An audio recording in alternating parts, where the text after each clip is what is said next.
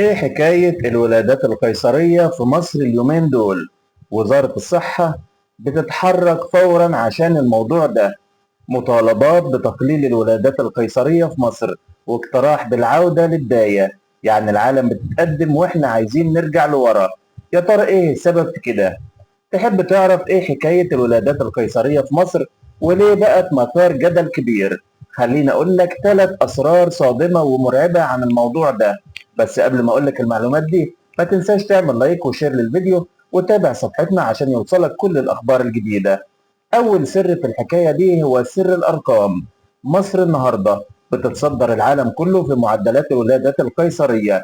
تخيل ان النسبة وصلت في مصر سنة 2021 ل 72% من إجمالي الولادات، في حين إن الطبيعي عالميا ما يزيدش عن 10% بس. يعني اللي المفروض يكون استثناء بقى هو القاعدة.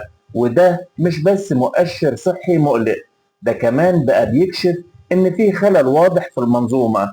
تخيل إن سنة 2000 كنا بنسجل نسب قليلة جدا، وبعدها بدأت النسب تعلى تدريجيا.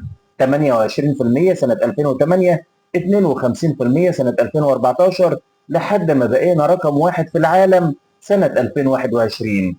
السر الثاني اللي هيصدمك، ليه الناس بقت تلجأ للولادة القيصرية؟ في أسباب كتير، أهمها إن الولادة الطبيعية بتخوف ستات كتير بسبب الألم، وبعضهم فاكر غلط إنها ممكن تسبب تشوهات أو مشاكل في العلاقة الزوجية. لكن الحقيقة إن العكس تماما. الولادة الطبيعية بتعتبر علاج طبيعي للحوض، وبتقوي عضلاته وبتخلي استشفاء الجسم أفضل. كمان هرمون الأكسيتوسين اللي بيفرز أثناء الولادة الطبيعية ليه دور أساسي في انقباضات الرحم وخروج الطفل والمشيمة بشكل طبيعي.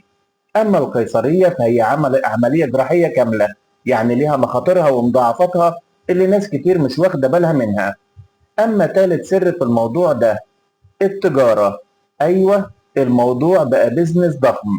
القطاع الخاص في مصر بيجري أكتر من 70% من الولادات، والأطباء بياخدوا مبالغ ضخمة على العمليات القيصرية مقارنة بالولادة الطبيعية اللي بتاخد وقت أطول ومجهود أكتر. يعني بدل ما الأطباء يفضلوا يستنوا 10 ساعات و20 ساعة مع أم بتولد طبيعي، بيختصروا الطريق بعملية قيصرية أسرع وأغلى. هنا بقى ظهرت المطالبات بتشديد الرقابة، وإن القرارات الطبية تكون بحتة مش مالية. وعشان تواجه مصر الأزمة دي فيه اقتراحات جديدة.